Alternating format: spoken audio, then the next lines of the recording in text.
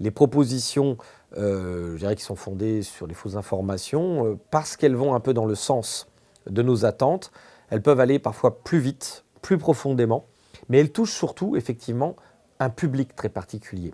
Et un public qui, c'est assez identifié aussi par les sciences, peut être par exemple des individus qui se sentent dépossédés de leur environnement, qui sont particulièrement frappés par les inégalités sociales, et on les comprend. C'est-à-dire qu'il peut y avoir des raisons tout à fait solides et compréhensibles bien de basculer vers la déraison, en quelque sorte, ou ce qui semble être la déraison, c'est-à-dire des raisons de croire à des choses folles, comme par exemple les théories complotistes.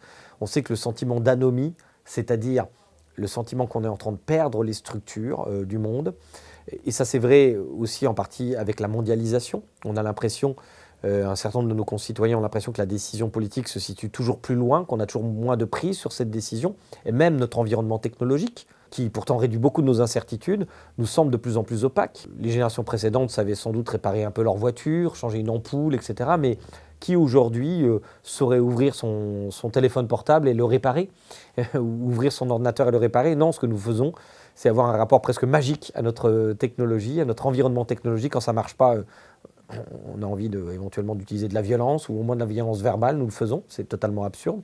Ça prouve qu'on dote certains de nos appareils technologiques d'une forme d'intentionnalité.